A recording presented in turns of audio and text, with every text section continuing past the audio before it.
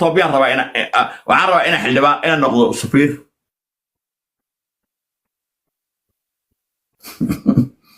والصومالي واحد جرمال وكجر الدين وجدت ويا بسم الله الرحمن الرحيم الحمد لله رب العالمين الرحمن الرحيم مالك يوم الدين إياك نعبد وإياك نستعين اهدنا الصراط المستقيم صراط الذين أنعمت عليهم غير المغضوب عليهم ولا الضالين آمين اللهم صل على سيدنا محمد كصلي النبي محمد عليه الصلاة والسلام إلهي وحقيقة وحنا السيو أنت حنوصلنا إليها عافية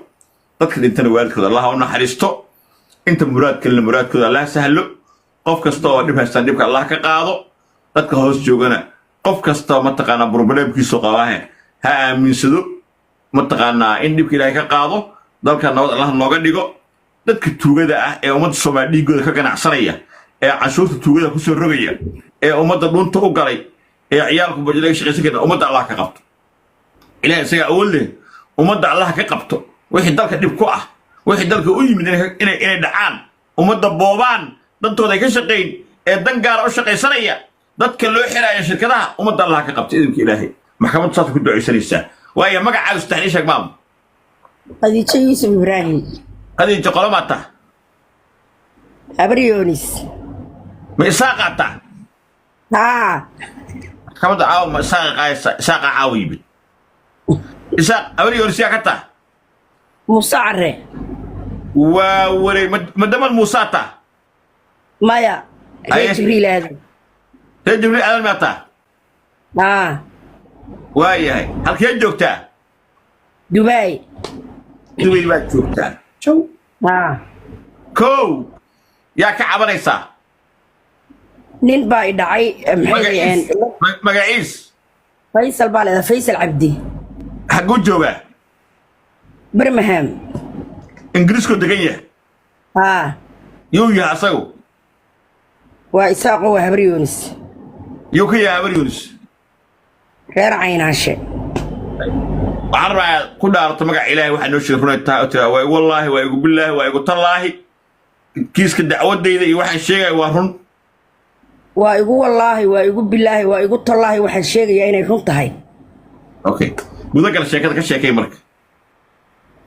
aniga Dubai baan deganay Daahirow 2000 iyo adigu 22 ayaan gabadh halkan marayso Ingiriiska ku socotay maxay sheekaysanay gabadh yar baan caruur ka haystaa oo markaa adigu 22 jir ahayd waxaan ku yiri gabadhan sharci u rabaa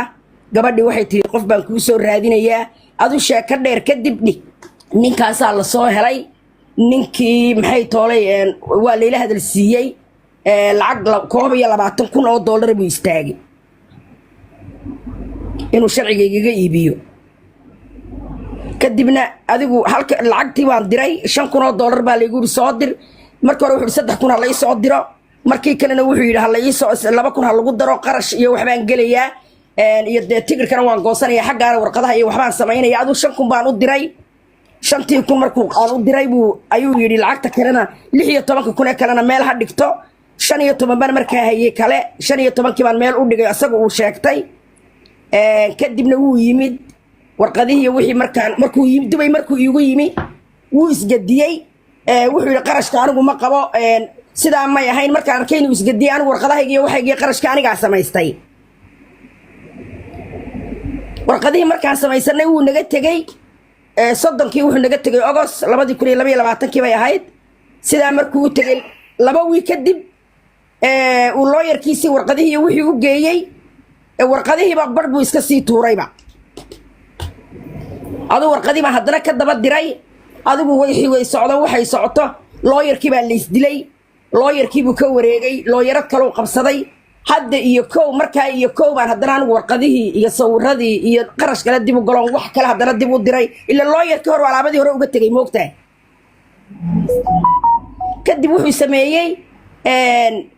sameeyay wixii markii ay sidaa noqotay adigu ninkii calaaya kulli xaal waxba iimuu keenin fiise haddana lacagtii meesha u taalay oo 15,000 ahayd buu yiri maxkamad baan gelayaa $2,040 ha la iga siiyo hadhowta haddaan sharci waaye lacagtaa waan celinayaa iyo tii horeba haddii aan sharciga helana dee waxaygaana isla leh lacagtii haddana $2,040 baa looga saaray adu Daahirow على كل حال وح أو ننكي كان ملها ما لين دويد بوحيري شرع ما هي وحي والي ديدي ما هي إلا درو حقي سيكتي ميدا سؤاله لو يديه تذاك العلي بروبلم كتير واحد ظاهر إنكم أفما قرن أيوه wax afa garan maayo maalin kasta lawyer baa uu ka haysanaya lawyer ku la dagaalamaya wuxuu la dagaalamaya dadkii u turjumayay qof waxaan waxba garanayn buu ahaa adigu ninkii wuxuu soo istaagay sharci ma hayo lacagtaadina waan kugu shaqeeyay waxay faansisaa ha ninka ma si sax ah kugu xariir line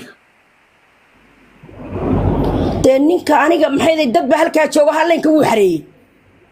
لايكي بحكوا ده عمرك waxa ku dhacay horta markii uu laba wiig lawyer-kiisi caadiga ahaa hore markii laba wiig wada shaqeynayeen lawyer-kiisi anigu ma garanay dad wuxuu ku sameeyay way isdagaaleen lawyer-kii wuu eriyay warqadihii iyo sawirradii wuu uga tagay alaab kale iga dalbaday gabadh lawyer-ada buu qabsaday oo gabadheedii yar la soo hadli jirtay oo marka asaga wax la weydiiyo qof wax garanaya ma aha dadkii u turjumayayna way iswada laayeen oo uu la dagaalamay marka ninkaanu matuugnimo oo shaqaysan tahay mise reebaadinimo qaaday maya wixii doonaaba ha qaado laakiin de markii wixii la waayay qarash aniga imika lacagta iga baxday ee daahir oo warqad igaga baxday maxayday warqad igaga baxday ilaa maalintuu yimid oo 18 August 2022 ilaa iyo 2023 September ilaa lacagta iga baxday daahir oo wallahi $4,000 kama yara inta aan warqad aan ku sameeyay asaguna waxa xagga lacagtii kala ka daldashay markay lacagtii dhowr iyo 10 qarashkii marayo ayuu yiri aniga sharci kuma haye lacagtina waan kuugu shaqeeyay maca salaama telefonkiisa bi sheegtaa telefonkiisa ha telefonadiisa waa imika waxaan u maleeyaa inuu Hargeysa tagay laakiin waan hayaa telefonkiisa yaa doo Hargeysa tagay waa si fiican ma qaba kara markaas telefonkiisa telefonkiisa oo Ingiriiska soo ma xalay u diray Soomaaliya lagu soo diray u dir numberkiisa Soomaaliya maanta lagu ma soo dirin hooyo yaa ku soo diray daahiro ishe numberkiisa Soomaaliya ma sheega waan ku baad sugmaamo ليلى صدرت بلاي ليلى أنا كوباري ليلى لما كيسة وحواية مع الفرح ما شيء 002526 3850 25263 885 ايه هل 8501 230 دبقوا علي مرة بعد بكوكو عليا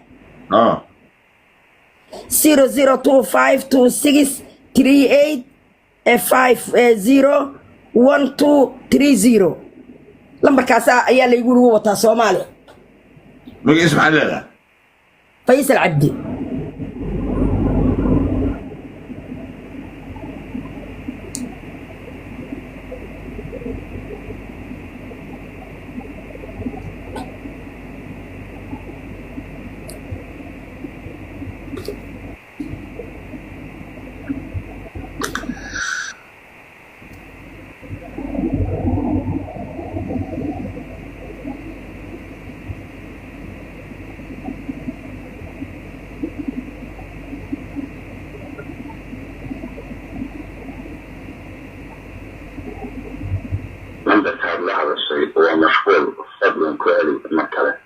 Sorry, the subscriber you dialed is busy now.